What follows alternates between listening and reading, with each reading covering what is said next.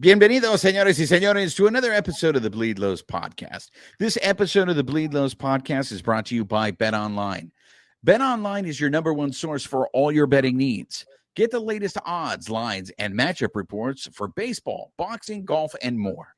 Bet Online continues to be the fastest and easiest way to place your wagers, including live betting, and your favorite casino and card games are available to play right from your phone. So head to the website and use your mobile device to sign up today and get in on the action. Remember to use the promo code BELIEVE, B-L-E-A-V, for your 50% welcome bonus on your first deposit. Bet Online, where the game starts.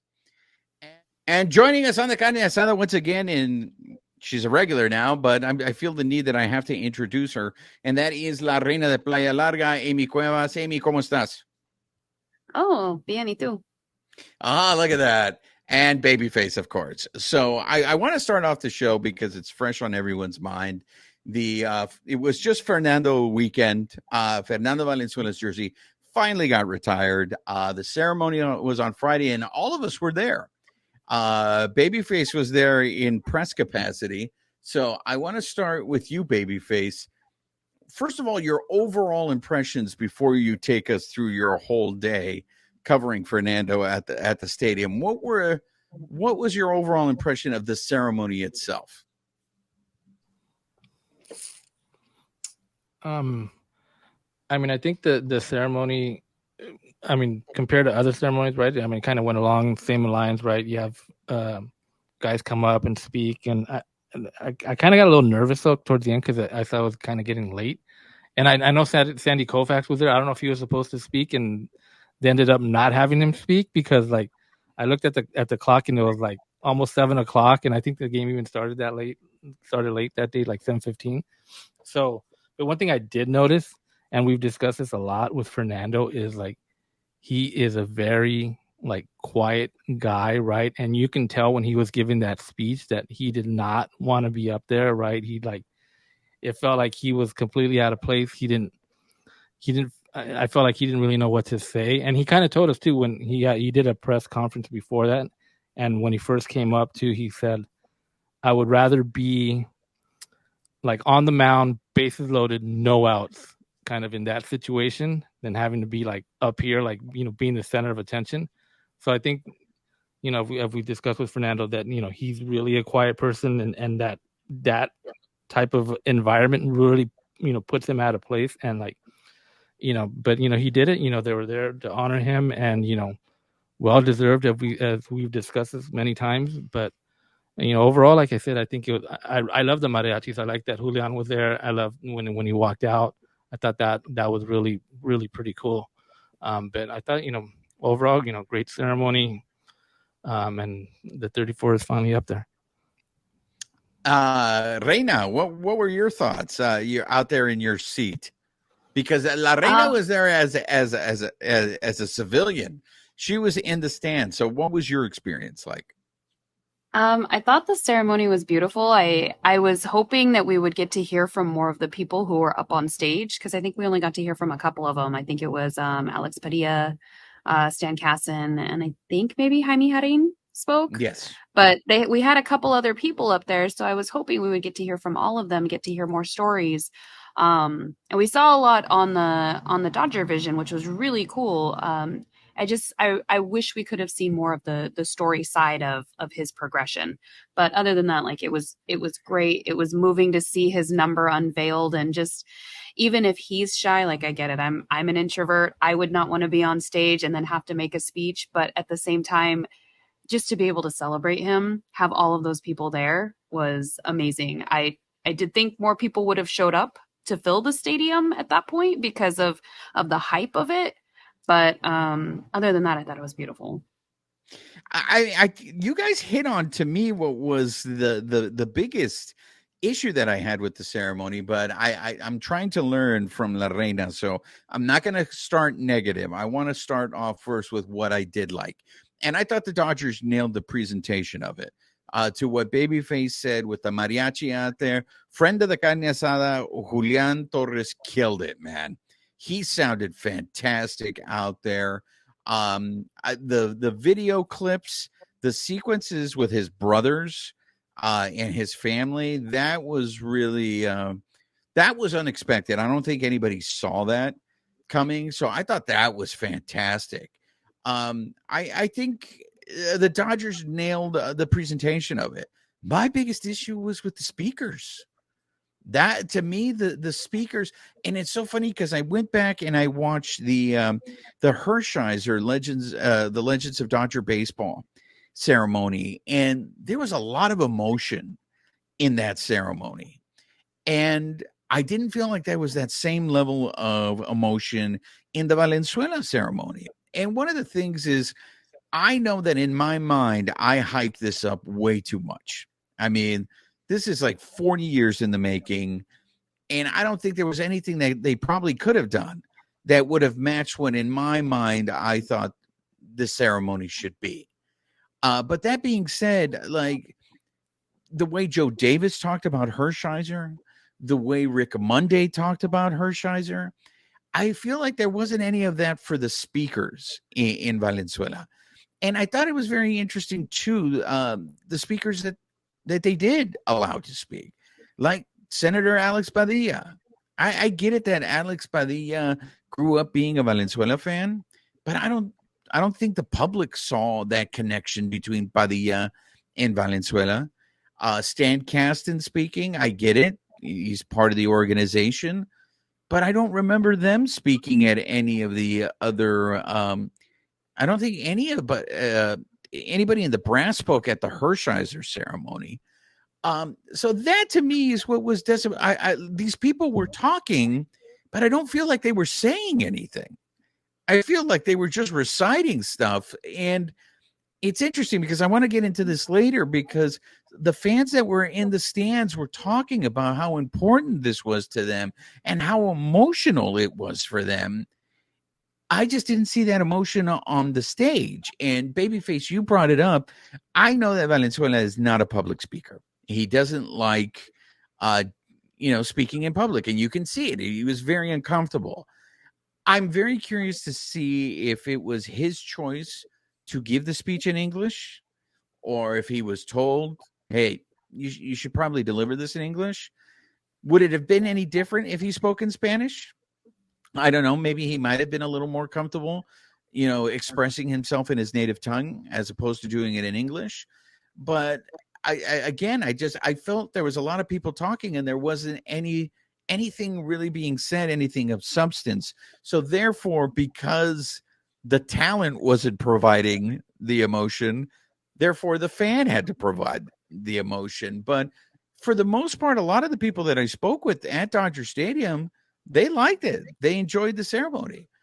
Reina, I was just as surprised as you were that it wasn't sold out. That whole weekend, there was only one sellout, and it was Saturday night when they gave out the bobblehead.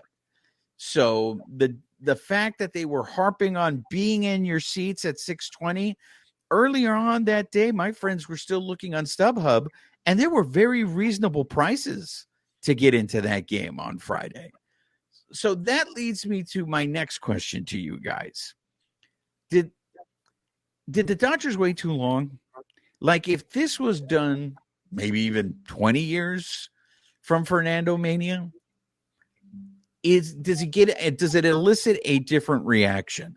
Because I mean, to see Mike Scioscia up there, and I feel like Mike Scioscia didn't even say anything. Like, I was just like, these are supposed to be his closest teammates, and there weren't any funny stories. There wasn't anything that made you, feel any level of emotion. So I guess to me, it felt a little cold until the moment he started walking down the left field line, and then they unveiled the number. So, like I said, the presentation to me, I think the Dodgers did a great job.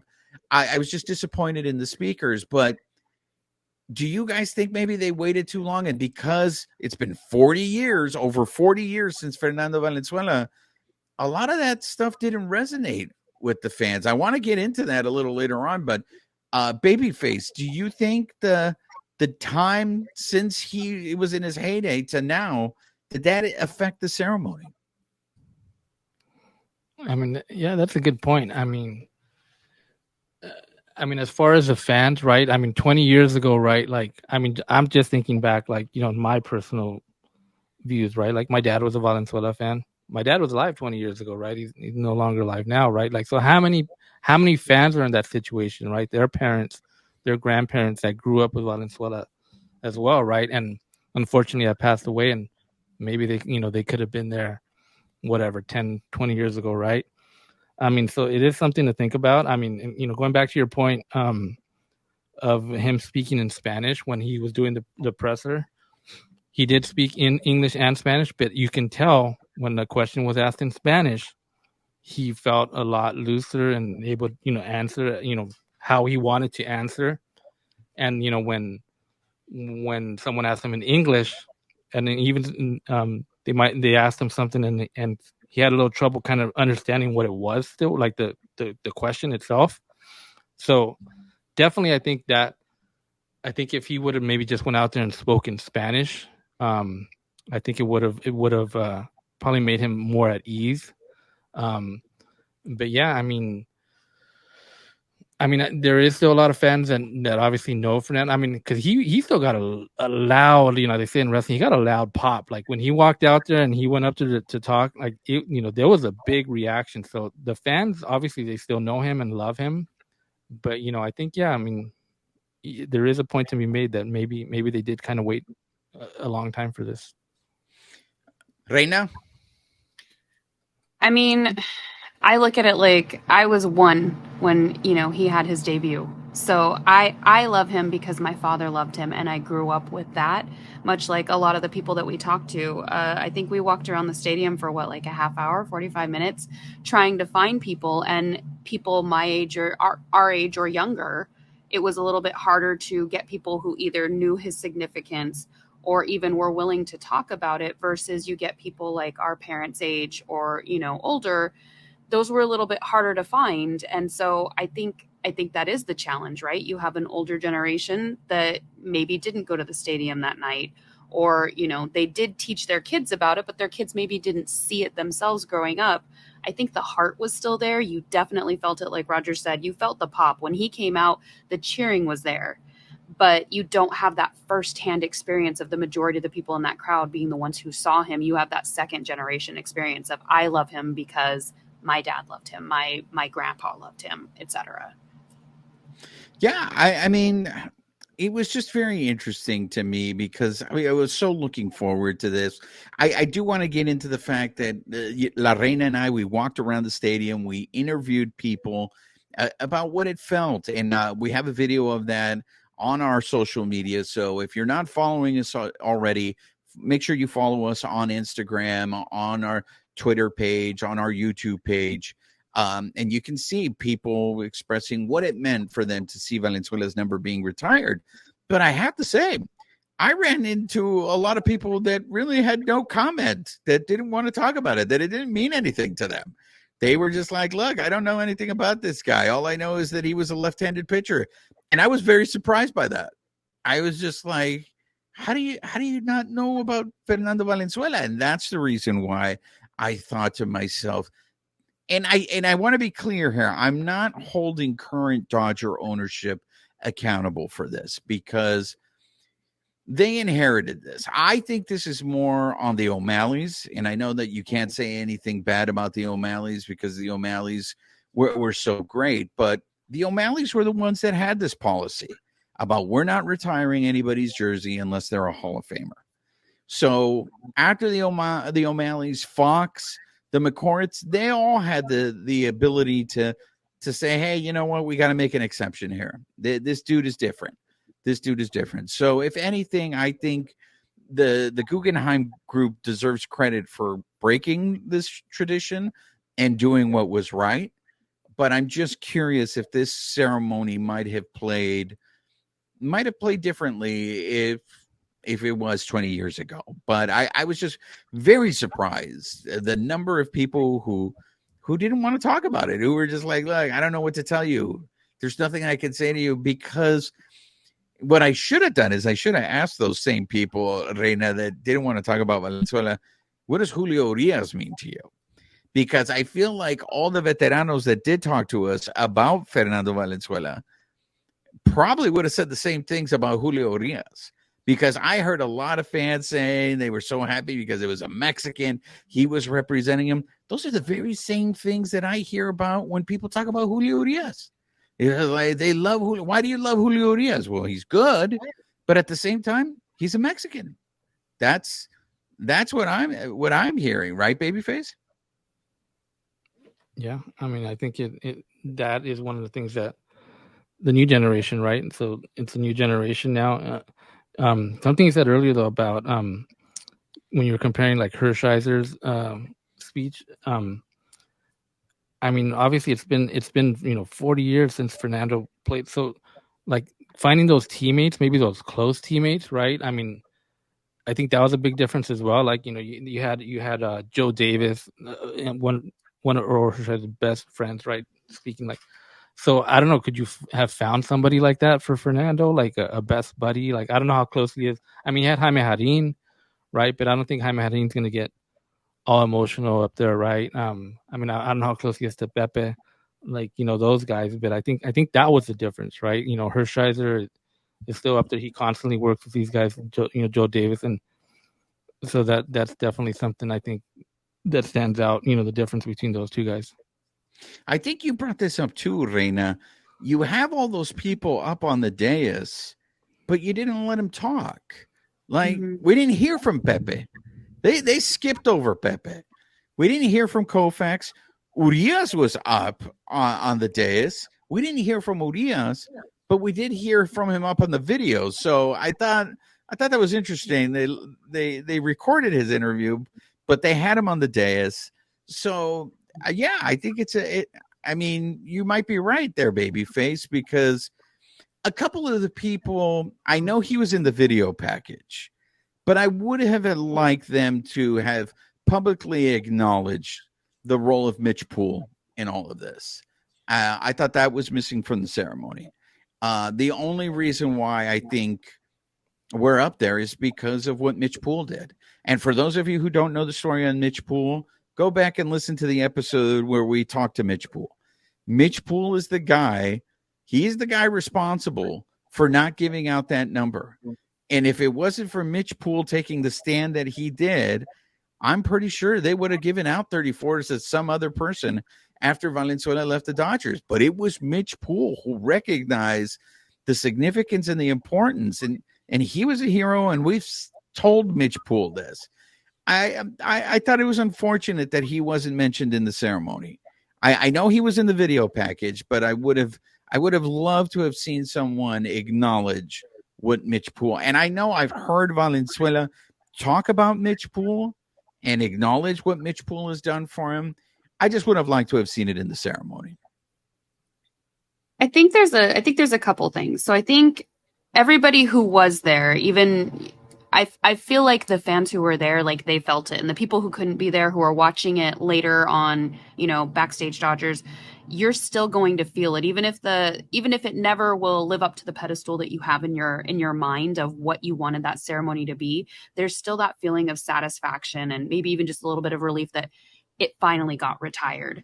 But even like if you're comparing like Fernando versus Oral, some of that I think does come to age and timing wise too, because again, our age demographic is the ones that are predominantly watching baseball right now. So I was 1 year old when Fernando was pitching, but I was 8 when we won the World Series. I remember Oral Hershiser. I watched him. He was my favorite player at the time.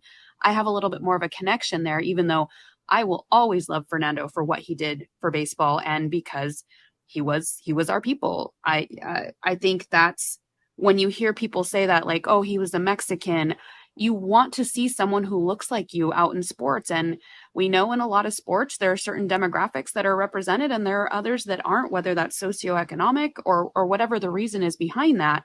When you have somebody who represents you, it makes all the difference in the world. So I think you have a lot of things at play, and then it just all kind of culminated in this ceremony. But at the end of the day, I think the heart was still there. Even if maybe it did feel a little bit more sterile, the heart was in the ceremony and the people felt that. Yeah, I mean, I can't reiterate the fact again that once again, I'm glad this has happened. I don't want to lose sight of that. It's a very important, and we have the Guggenheim Group to thank for this. But because this was so important to us, I wanted it to be perfect. I wanted it to be one of those moments that was just, I was so, I mean, I was glad that I was there. I was glad that I got to see the number being unveiled up in the rafters. But I wanted this moment to be one of those moments where it was like, damn, man, I'm so like the moment when Vince Scully on his last broadcast at Dodger Stadium. I mean, that was very emotional just watching it on TV. And you saw people crying in the stands and weeping that's what I wanted to take away. Right. And I don't know, like going into that Vince Scully, I don't know what I was going to expect in that. Right. But I knew that once that was over, I thought to myself, damn, like that was a moment. And I still remember that. And that was what I was hoping for to come out of this ceremony. And honestly, the things that I remember the most about the ceremony are Julian Torres, friend of the carne asada. He killed it. The sequence with Fernando and his brothers, that's what stuck with me the most. And I don't want to come off as ungrateful, because I am so glad that he finally got this recognition that he deserved. I just wanted it to be perfect. Babyface, last word on this. Yeah, I mean, I totally get it. Like, but I think it's definitely awesome now that the number is retired, right? And like you said, maybe when you look back at it, we see like, oh, maybe if they would have done this, done that. But you know what? I mean, I think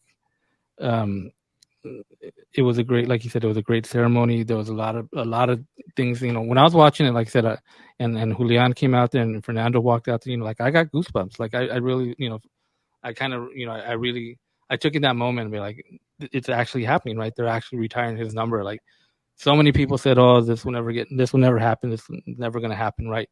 And it finally happened. So I think that obviously just overshadows everything else, right? And like you said, you wanted it to be perfect, but I think overall it was a great success. And yeah, I mean, you were watching it from the press box, so give us our perspective that day. He gave a press conference earlier in the day, and you said that he was a little more personable during the press box, during that press conference. It was super crowded that day, right, Babyface? I mean, there was a lot of people there to cover this. Yeah, I'd never seen that interview room, like where they go in. I mean, it was jam packed with cameras, and then you have maybe about 20 seats. Those were all taken up, and then you had people standing up on the sides and in the back. So I mean, it was jam packed in there. And like you said, Fernando went, even when he went out there, like you said, he felt nervous. I think he just felt nervous that entire day, right? Because he knew what that day meant, right? But you can see him a little bit more at ease when he was speaking Spanish, and then and he speaks his English is pretty good, right? I mean, but I think he still feels he can say the exactly what he wants to say in Spanish versus English. Like it's the opposite for me, right? Like I speak Spanish, but like there might be a word like, how do you say it? So I'm sure he feels that same thing, in English. Like how do I say that word? Like how I want to say it. So, but I thought he did great in that press conference. He was laughing, smiling. One thing that stood out though is like he'd say a lot. I never thought this day would come. I never. It was completely surprise to him. He never thought it was going to happen. And when you think back of Fernando, like picture yourself being Fernando, right? People would tell you, oh, your number should be retiring, and he never got to the point where he was like, you're right. They should retire my number, right? I mean, he always felt like, I don't think they're ever going to do it. And he was okay with that, and I'm glad to see that they actually did it.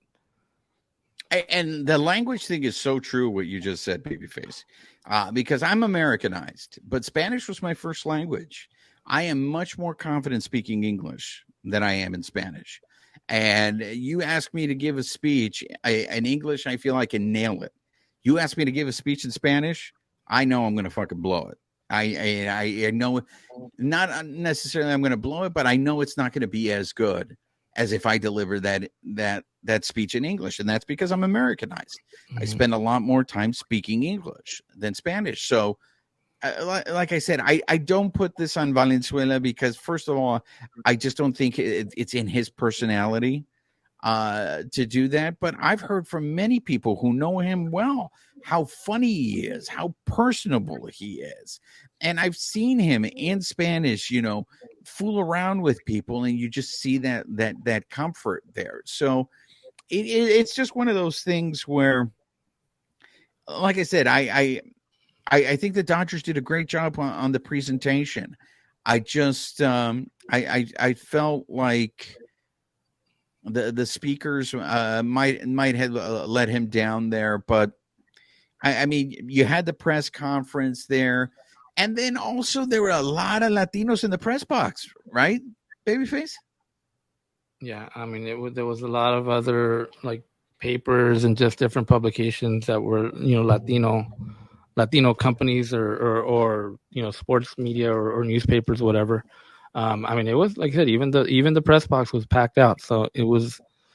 I mean, I honestly thought I didn't know how I was able to get in that night, but obviously they let us in, and I was glad I was there. I mean, I was glad that don't be humble, dude. Just own up to the fact you are an important part of LA media. So don't do that to yourself. I will say this before I forget. Wrapping up that Friday night, that fucking drone show was awesome. I don't know who. I mean, I saw videos being posted of that drone show, but watching it this is the second drone show that I've seen at Dodger Stadium, and I got to tell you, I am pro drone show. I can't go back to fireworks now. Fireworks do nothing for me, but that drone show for Valenzuela was so awesome. Reina, I know that you try to like avoid traffic and for safety purposes try to get out before the hooligans are out. Did you see the drone show? I saw it posted up online. It was really impressive. Especially the pictures you could see from like the press box that got posted. I guess bottom line at the end of the day, the people all came, the Latino community, everybody came. That whole weekend was a celebration. Like, even if people didn't necessarily know who Fernando was and what his contribution was, there was a party atmosphere at the stadium all weekend. And then that one moment when we did like Viva Los, I think it was Viva Los Doyers or whatever we do in the Centerfield Plaza. You could feel the people like just crowding around the stage, and just the energy when Fernando came out to talk was palpable. I mean, aside from people asking for autographs, but just the energy of people being excited to see him on stage was, everybody came out to celebrate, and you could feel that around the stadium. So that night they had, what is it, 1,000 drones? I think the most drones they've had, right, for their drone show, right? It was like 1,000, right? Oh, I didn't know that. I didn't know that. Wow.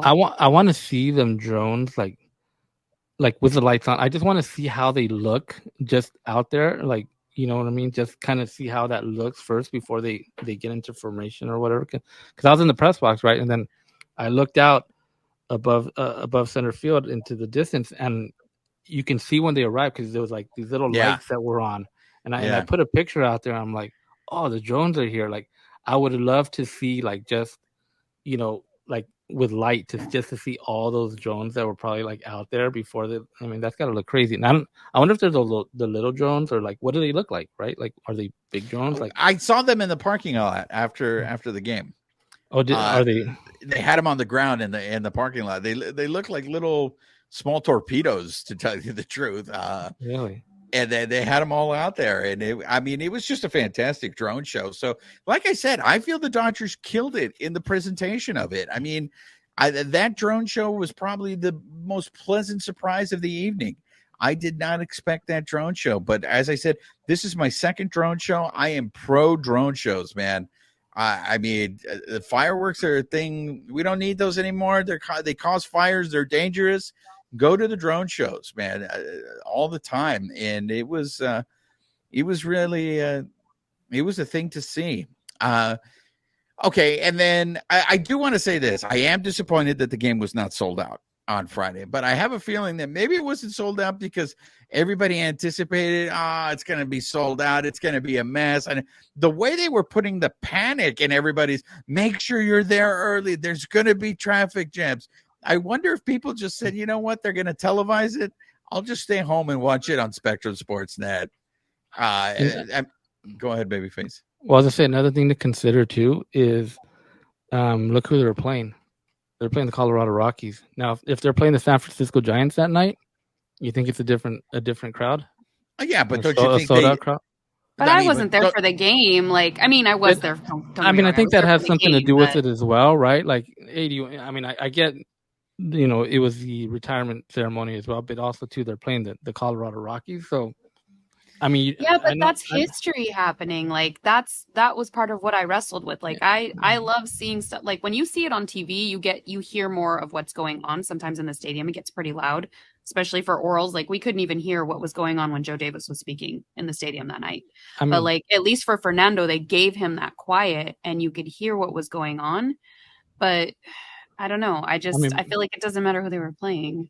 Well, I mean, back to what you guys were saying earlier, though, as far as like the people that maybe like don't know as much about Fernando, like I said, hey, you're going to a game and they're playing the Rockies, right? And so if it was another team like, the Giants or somebody, I think that could have filled up more, as opposed, compared to the people that maybe they're not really there for that much of a memory of Fernando. I just thought there would be more people regardless of the game there for Fernando, period. Yeah. But I hear what you're saying about like the game and the matchup. To me, I thought there would be more because of what was happening. So I was a little surprised that it was only 49,000 that night. But I mean, I think they did that by design. I mean, I think they planned it that weekend because the Rockies were in town. And like you were just saying right now, I mean, if Fernando Weekend wasn't happening that weekend, what incentive do you have to go see the Rockies that weekend, right? So obviously they planned Fernando Weekend against the Rockies to give people more reason to come to Dodger Stadium that weekend. I just I was, but again, and that's the reason why I just wanted to have this conversation.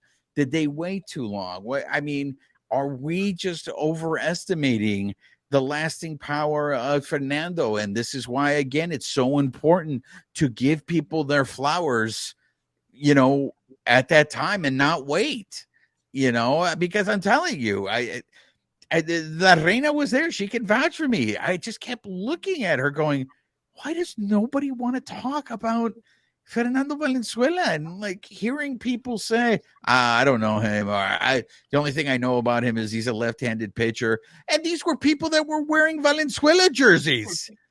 Do you think some of that has to do with how quiet and private he is too? Versus maybe some of the other players that live a little bit more out loud. You see Oral every day on the show talking versus how many people are watching the Spanish broadcast. Not saying that people aren't, but what is being broadcast out there and then how loudly some people live their lives. Fernando has historically been very private about his life. Even the books that were written, you guys had the author come on who wrote that book recently. What is it? Daybreak at Chavez Ravine. Right. Most of that is secondhand stories from people who know and love him, but he didn't contribute to that book. No, yeah, you're absolutely right. And it's so interesting that you say that, Reina, because he is on the Spanish broadcast, right? And you ask the beat writers that were there for Jaime Jarrin's ceremony, there was nobody in the stands. And a lot of Chicanos think of Vin Scully as they're more fans of Vin Scully than they are of Jaime Jarrin. And why? Because they heard Vin Scully. They watched Vin Scully. You could only listen to Jarrin on the radio. Now, unless you're watching the Spanish broadcast of Valenzuela, you can only hear him in the radio. So for the younger kids, I could totally say, I think it's a valid point, out of sight, out of mind. But it is just interesting because as many people that didn't want to talk about Valenzuela, there was more obviously that knew who he was and it meant something to him. So I don't want this to come off as a bitch fest that, they still didn't do it right. Because again, the important thing is number got retired. His number's there and 34 is now gone. Nobody else is ever going to wear it. But it was just one of those things that they were observations that I was just curious if anybody else felt the same way. Were they seeing the same things that I was seeing? Babyface, was there any reaction in the press box? Or you know how those guys like to keep it like close to the vest? I mean, obviously nobody was cheering, right? You're not allowed to Right. cheer or anything like that. But I mean, everybody was there. When I looked back, I saw those people standing behind. So I mean, I think everybody was looking at the ceremony and seeing what was going on, and it was interesting too because I looked down to see in the Rockies I couldn't tell which one, but there was players out there. So some of those players, I mean, like I said, I think I saw Bud Black out there for sure, and I wanted to kind of see which players were actually kind of seen, like to kind of know about them, like what's their relationship with Fernando, like how do they know Fernando, right? Like was it their family member, their parents, their grandparents, whatever, right? So that would have been interesting to kind of maybe have gotten a chance to talk to some of those Rockies to find out a little bit more about that. I don't know if anybody, from what I was told, for the people that were there on Friday, they saw more people in the Rockies dugout than they did in the Dodgers dugout. Now, I don't know, again, if that's because they were using the Dodgers dugout as a staging area for those that were going to speak. I don't know if the Dodger players were watching the ceremony inside the clubhouse. I know Dino Ebel was out in the dugout watching it. I saw him very clearly. Reina, did you see anything from your angle? How many people were in the Dodger dugout during the ceremony? To be honest, I was focused on the ceremony. I was so like zoned in on what was happening that I didn't look around the field too much, and I was trying to get pictures of what was happening on the stage. So well, in my defense, I only paid attention during Padilla's speech because I just zoned out during Padilla's speech. I was baffled as to why he was selected, but I get it. It's a political thing. Towards the end of that ceremony, though, I mean, I saw a lot. Well, they were out in the field warming up because, like I said, it was getting late. Do you think that was disrespectful? I mean, they had to go out there and get ready, right? I saw Lance Lynn in the back. The guys were doing their jogs up and down as they were walking towards the end, walking to the unveiling. I saw Kike on the floor, and he was like trying to crawl away from the incoming crowd. So, I mean, like I said, it was getting close. I'm like, dang, this thing is going long, and like these guys need to start this game, obviously. So yeah, I mean, I think it did go a little longer than they had planned. Yeah. So again, the key takeaway here is the numbers finally retired. It finally happened, and I'm very happy that he's going to live forever now. 34 lives forever. I want to say, I know we spent a long time talking about the Fernando, but I mean, what are you going to do? The Dodgers have won 8 in a row.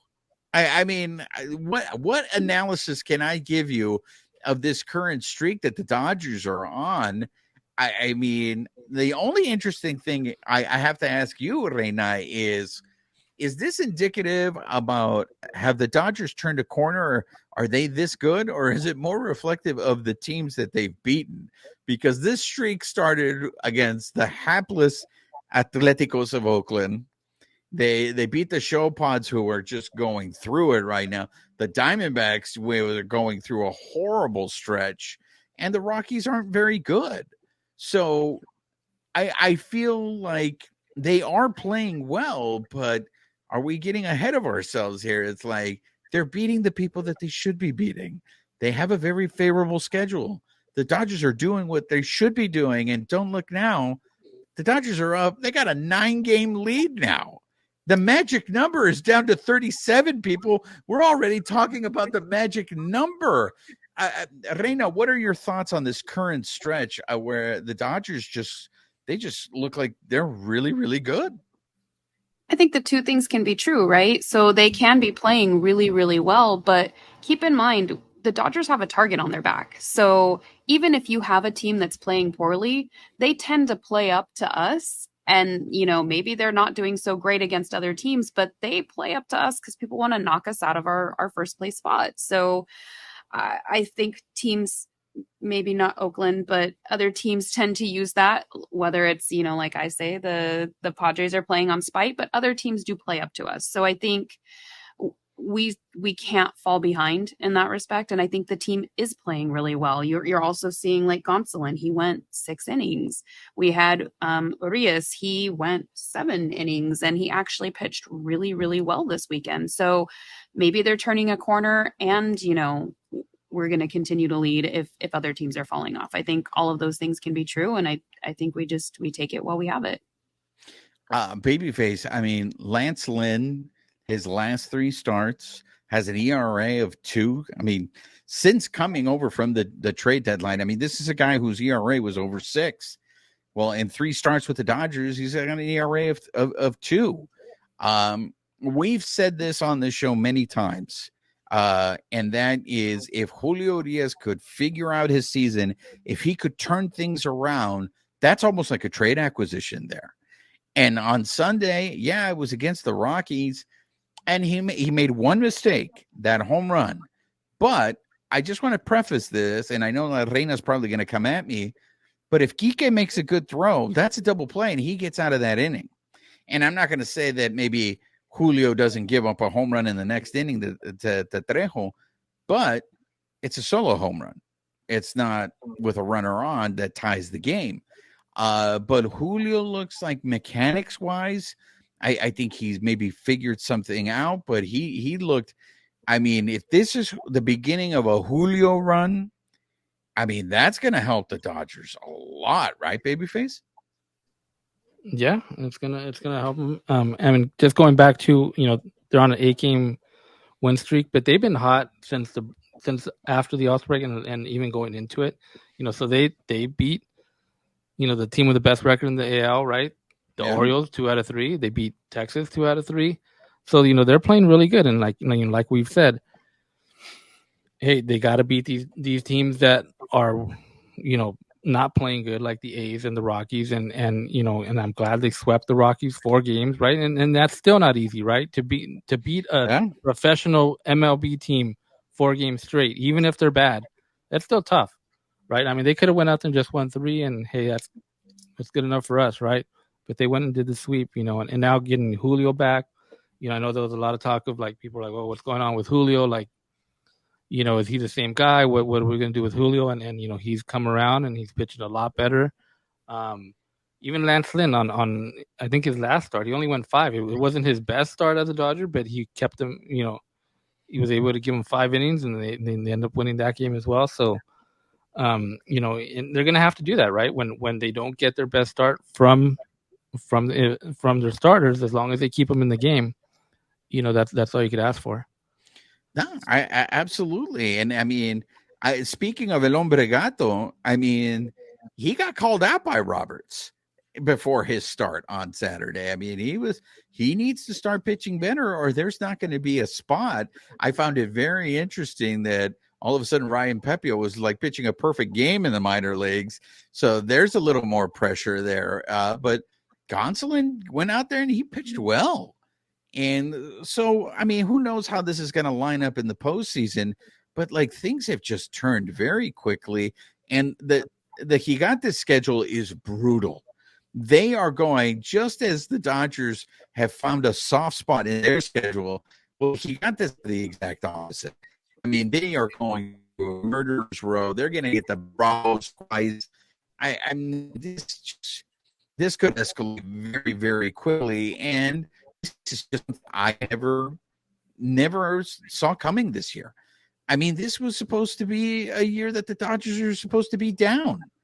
And now we're talking about they're going to do what they do every year. They're going to run away with the division. I mean, it's just I got to give these guys credit. Andrew Friedman, made the moves. I mean, La Reina calling out the LA Times for those articles saying, hey, maybe Andrew Friedman knows what he's doing. I mean, those trade acquisitions, they're all paying off. The only real thing that you could probably just talk about that maybe might have you a little concerned are the injuries. And one of the things I do want to clear up, because we get asked this a lot on the show, and Dave Roberts clarified this, and that is the JD Martinez thing. I know a lot of people have said, why don't they just put him on the injured list? And so Roberts' theory is this. It's like, look, he's a DH. Because he's a DH, we don't feel we have to put him on the IL. If he was a position player, they probably would have put him on the IL. So that's a reason he's supposed to start in the first, or be available at least in the first game against the Cerveceros on Tuesday. So hopefully he's getting an epidural. So from what Roberts told us, this is just to get him through the rest of the season. They don't know what exactly it is that's causing this health issue for him, but they're just hoping the epidural gets him through the rest of the season. And I hope so too, because they're going to need that bad in the playoffs. They're going to need that guy. They were saying it's an ongoing issue, and a lot of it is it might just be wear and tear from all of his years in baseball. And I mean, you can't reverse that. You can't rehab that. You just play it. You play the cards you're dealt. So, yeah, absolutely. The other one that sucks is the ambassador, Joe Kelly. Joe Kelly going on the IL with something you don't want to hear, inflammation in the elbow. But Roberts told us that they were aware of this, that this was something that he's actually been dealing with the whole season.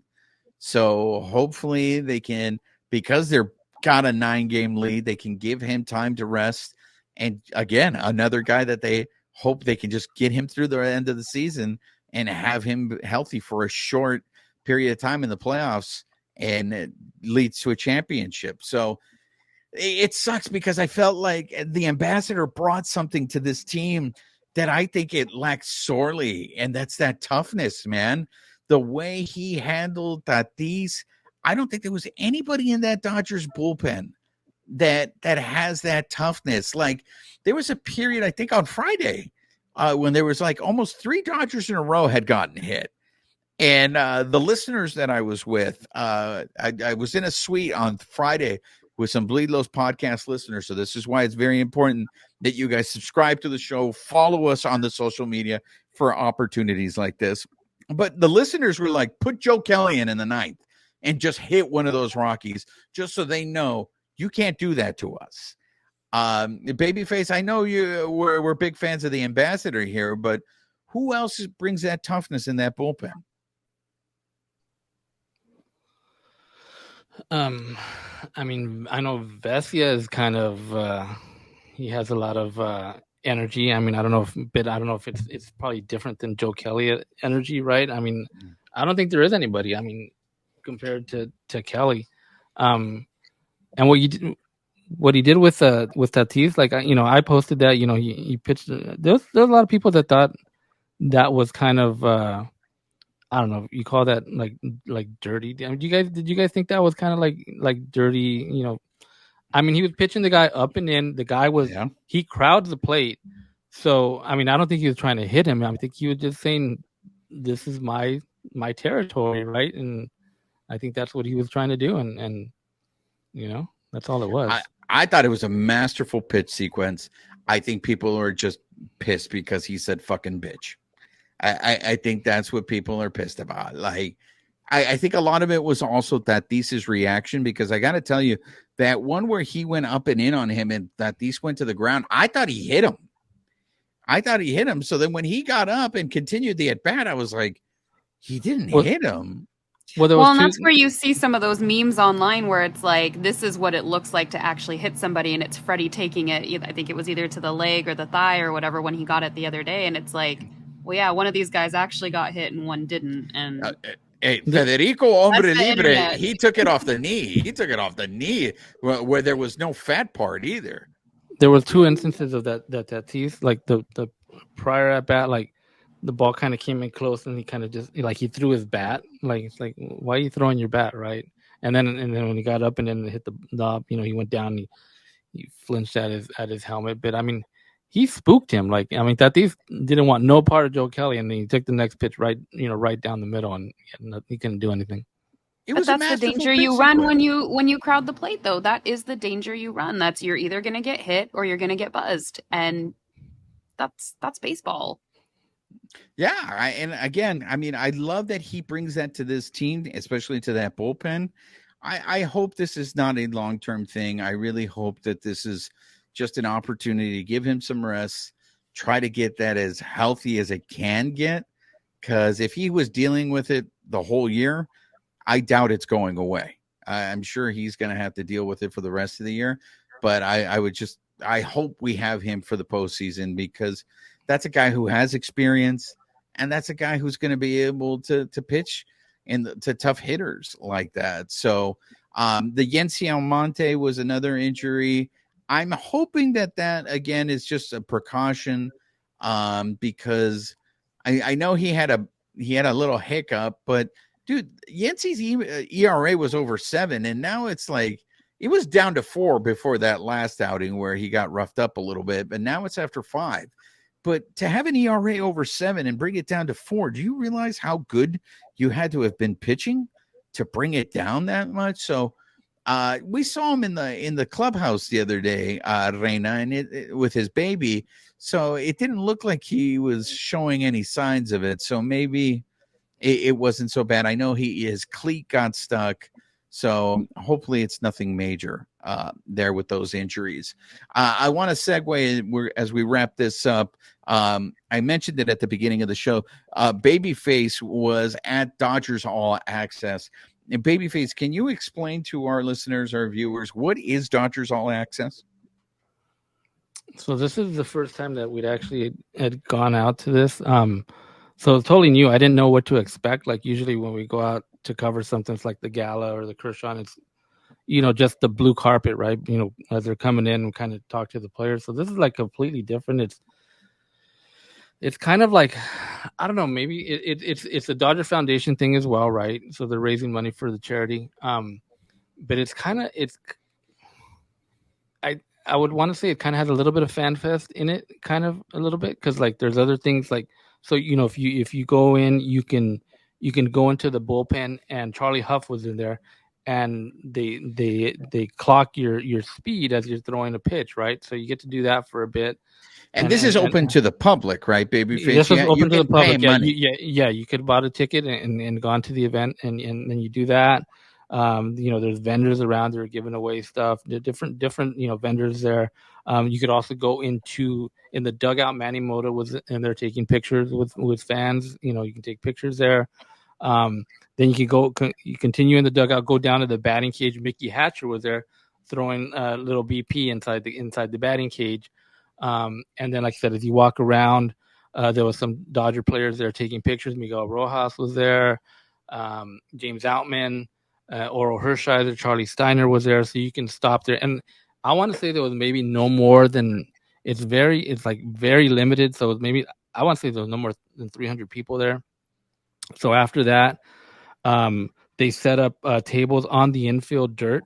So there's a dinner involved as well. So you go in and you eat dinner, and then they have a presentation that was hosted by Hartung and Hershiser, and they interviewed Dave Roberts, and then Bobby Miller and Evan Phillips. So, I mean, it's a pretty cool event. Like I said, access that you don't get normally, right? I mean, for anything, right? Like I said, I guess maybe they could do something like that at FanFest, but it's pretty cool to go in there and, I went in there with Charlie Huff, and he was showing me his knuckleball, pitch and how to throw it, so stuff like that, going in the cages with Mickey Hatcher. Overall, pretty cool event. Reina, were you aware of this event? I think I knew some people who went last year, but I have never attended myself. No. Well, I'm glad you got to go in the bullpen there, and you were throwing 90, right, Babyface? Last you checked. Yeah, I think I hit like 95. I think, yeah, so it's pretty good. So you're gonna be our replacement for Joe Kelly till he comes back. We got Babyface coming in the bullpen. I got to work on the movement. Yeah. Oh, gotcha. Okay. Well, the Dodgers open up a 3-game set against the Cerveceros. The Cerveceros, which are our first place team. So this might be a really good test after playing a string of games against teams that are struggling. The Cerveceros they're in a dogfight there for that division, with all of a sudden the red hot Cachorros, the Cachorros are on their heels. So these games mean something to the Cerveceros. So it should be hopefully an interesting series. I will be there for Mexican Heritage Night. So I have to be there to represent my people. So I will definitely be there for Mexican Heritage Night. Babyface, I know your picks are looking real good right now with that sweep of the Rockies of Colorado. And all you need is for the Dodgers to win 2 out of 3 against the Cerveceros, and you win the picks. So, and then you question why they allowed you in to the Valenzuela. I mean, it's that knowledge that you bring. That's why they have to let you into the press box. Yeah, I guess I can't argue with that, right? I mean, how can you, right? So that's going to do it for this episode of the Bleed Lows podcast, everybody. I hope for those of you, I know there were some listeners that were able to share with me that they were there for the ceremony for the Valenzuela. If you had memories, if you had differing opinions, if you thought, it was great and you thought you want to share that stuff with us, hit us up on the social media. If anything, make sure you're subscribed to the podcast. Make sure you're subscribed to our YouTube channel.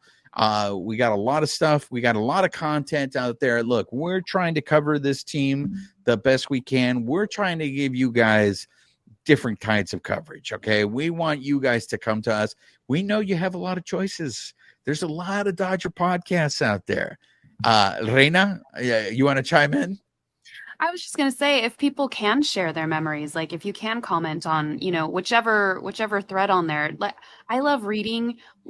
Why does Fernando mean something to you? Like, I have my reasons, just like we all do. Like, I think if we can all share that, like that, for anybody who felt maybe that the ceremony wasn't living up to their expectations, like that's the way that we can also celebrate it. So if you guys have stories, like I'd love to hear why other people love him, just because I think that's amazing to share.